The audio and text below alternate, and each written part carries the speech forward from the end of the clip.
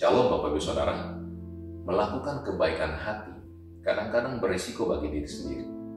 Karena kebaikan hati, seseorang bisa disalahartikan, disalah mengerti, dan bahkan karena kebaikan hati seseorang bisa mendapatkan masalah. Namun apapun itu, kebaikan hati yang dibuktikan dengan tindakan sangat besar pengaruhnya. Sebenarnya jika kita tidak melakukan apapun, kita dapat aman dan terbebas dari masalah. Mungkin kita diperhadapkan pada satu kondisi yang dilematis, di mana kita mau melakukan kebaikan, tapi malah berisiko kepada kita. Malah mungkin teman-teman di sekitar kita mengatakan, biarin aja, itu bukan masalah lo, nggak usah ikut campur, jangan cari masalah, itu bukan urusan kita. Ada risiko tertentu yang menghalangi kita melakukan kebaikan kepada orang lain. Sebagai orang percaya, bagaimana kita menghadapi hal ini? Mari kita renungkan bersama-sama firman Tuhan terambil dari Lukas 23 ayat 50-55. Adalah seorang yang bernama Yusuf, ia anggota majelis besar dan seorang yang baik lagi benar. Ia tidak setuju dengan keputusan dan tindakan majelis itu. Ia berasal dari Arimatea, sebuah kota Yahudi, dan ia menanti-nantikan kerajaan Allah. Ia pergi menghadap Pilatus dan meminta mayat Yesus, dan sesudah ia menurunkan mayat itu, ia mengapanginya dengan kain lenan, lalu membaringkannya di dalam kubur yang digali di dalam bukit batu, di mana belum pernah dibaringkan mayat. Hari itu adalah hari persiapan, dan Sabat hampir mulai.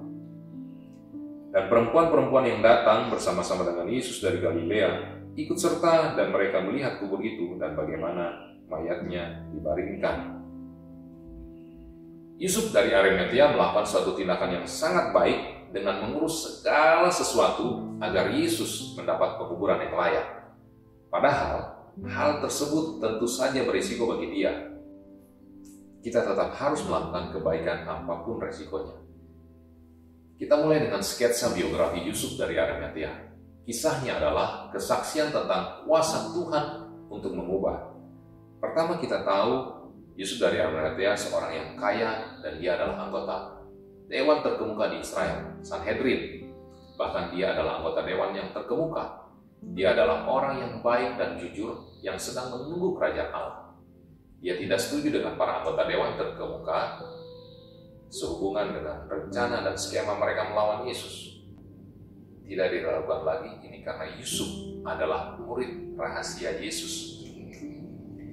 Yusuf dari Arimatea memiliki kesaksian yang kuat karena kita melihat dia berubah dari seorang murid rahasia yang takut untuk mengidentifikasikan dirinya dengan Kristus menjadi seorang pria yang mempertaruhkan segalanya untuk meminta Pontius Pilatus untuk mayat Kristus. Mengapa dia melakukannya? Dia memiliki kekayaan, dia memiliki teman-teman yang menonjol, dia terkenal dan dihormati di seluruh Yerusalem. Mengapa dia mempertaruhkan semuanya? Tapi dia tetap melakukannya karena melihat Yesus tergantung di kayu salib. Sesuatu terjadi pada Yusuf dari Arimatea.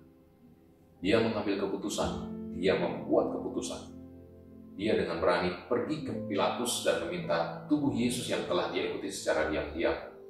Dia berani mengungkapkan dirinya. Ini adalah kisah yang bisa kita pelajari dan kita terapkan dalam kehidupan kita sendiri. Ada 4 hal yang bisa kita lakukan dalam hidup kita. Yang pertama, iman yang benar. Lukas memberi penilaian singkat dan jujur bahwa Yusuf dari Arimatea adalah seorang yang baik lagi benar. Ada orang benar, tapi kurang baik. Ada orang baik, tapi tidak benar. Ada juga orang yang baik juga benar. Yusuf masuk kategori yang terakhir. Ada banyak yang dapat kita lakukan bagi pekerjaan Allah. Hal-hal yang biasa dan yang tidak biasa. Hal-hal yang besar maupun yang kecil. Dilihat orang maupun tidak dilihat. Semuanya bisa dikerjakan dengan kesungguhan hati. Mulailah dari hal-hal yang sederhana. Seperti menyapa orang sekitar kita, tersenyum kepada mereka, mendoakan keluarga, mendengar keluh kesah, hingga mengampuni kesalahan orang lain kepada kita. Lakukan itu semua seperti melakukannya bagi Kristus. Yang kedua, cara yang benar.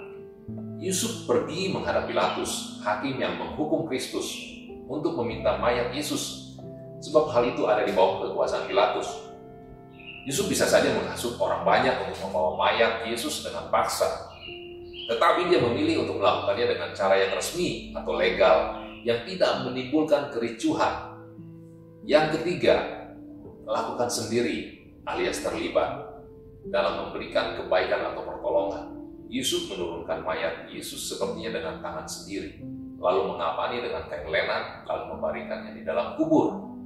Memang lebih aman dan nyaman jika kita berdiam diri dan tidak melakukan sesuatu apapun bagi kebaikan orang lain. Namun, iman Kristen bukanlah iman yang pasif dan tidak melakukan apapun. Iman Kristen adalah iman yang berani ambil risiko demi kebaikan orang lain. Yang keempat, di waktu yang tepat. Hari itu adalah hari persiapan dan Sabat hampir mulai.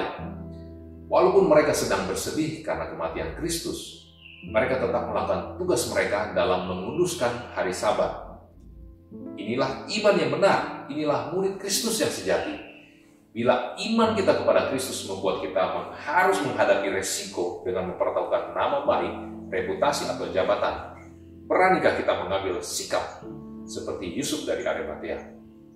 Bangkitlah, menjadi teranglah. Amin. Stay safe, stay strong. Tuhan memberkati kita semua.